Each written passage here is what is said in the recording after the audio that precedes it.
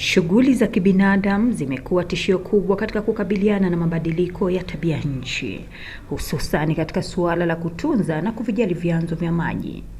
Vyanzo vya maji vikiwa safi na salama, changamoto zinazoletwa na shughuli hizi za kibinadamu zinaweza kupunguzwa.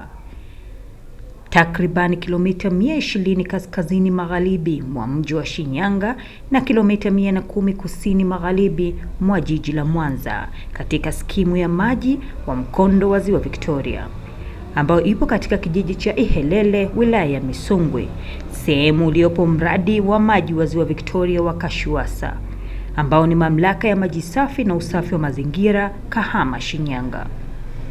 Makala hii ikiangazia jinsi ambavyo shughuli za kibinadamu zinavyochangia katika uchafuzi wa chanzo hiki, ambacho lengo lake likiwa ni kushughulikia na kutoa huduma ya maji safi, salama, ya kutosha na endelevu kwa wateja.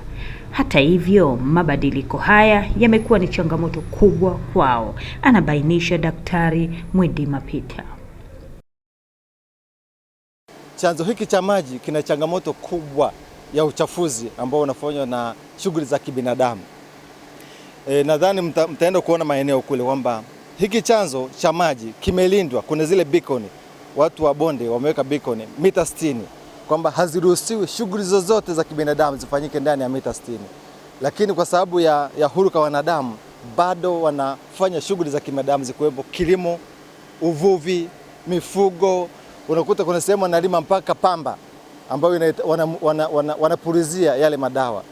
Pengine kukithiri kwa mabadiliko haya kumechangiaje katika uchafuzi wa chanzo hiki? Chanzo hiki kinachafuliwa kwa njia kuu tatu. Njia ya kwanza, tuna hawa wafugaji ambao wanafanya ufugaji kuzunguka kichanzo kwa kutokufuata taratibu za kitaalamu.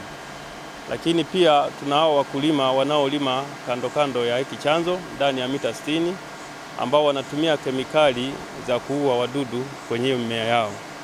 Sasa hizi kemikali ukijumlisha na athari za mifugo, kwenye athari za mifugo tunapata mmomonyoko wa udongo, lakini pia kwenye hiki kilimo tunapata haya makemikali, hizi dawa ambazo wanatumia kuua wadudu. Ikinyesha mvua, udongo na hizi kemikali zote zinaingia ziwani. Sasa kisha ingia ziwani kule, zinabadilisha tabia ya maji yetu ambayo tunayachukua kwa ajili ya kwenda kuyatibu. Lakini uharibifu mwingine ni wavuvi. Tuna wavuvi wasiofuata taratibu za uvuvi, kwa maana ya kwamba kuna mimea ya asilia inayokuwa inaota kwenye ziwa. Tunaiita kitaalamu natural vegetation, ambayo ni mimea mizuri sana katika kusaidia uchujaji wa maji kabla hatujachukua kwenda kuyatibu kitaalamu. Sasa wao wanachoma hii mimea kwa lengo la kupata sehemu nzuri ya kuvulia. Sasa wanaleta madhara kwenye uchujaji wa hayo maji, lakini pia wanaongeza uchafu, yale majivu yanayopatikana baada ya kuchoma mimea, na yenyewe inachangia kuharibu au kuchafua maji yetu ambayo tunachukua kwa ajili ya kwenda kufanya matibabu. Gharama nazo zinatajwa kuwa juu katika usafishaji wa maji haya.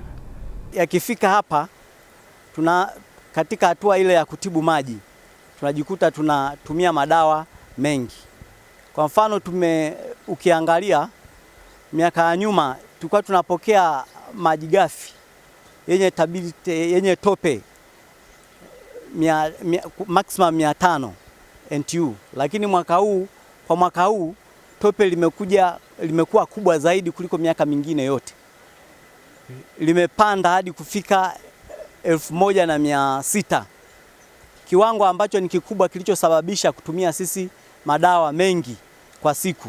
Kwa mfano, kwa kawaida tulikuwa tunatumia dawa 2000 kilo 2000 hadi 3000, lakini kwa mwaka huu tumejikuta kwa siku tunatumia kilo hadi 12,000. Pamoja na kuwepo kwa jitihada katika kukabiliana na uchafuzi wa chanzo cha maji, bado jitihada zinahitajika. Watu wanaharibu chanzo cha maji kwa sababu kutokuwa na elimu. Walio wengi hawana elimu juu ya utunzaji wa mazingira. Unaona, Kashuwasa inahudumia mikoa 6 ambayo ni Geita, Mwanza, Simiyu, Shinyanga, Tabora na Singida.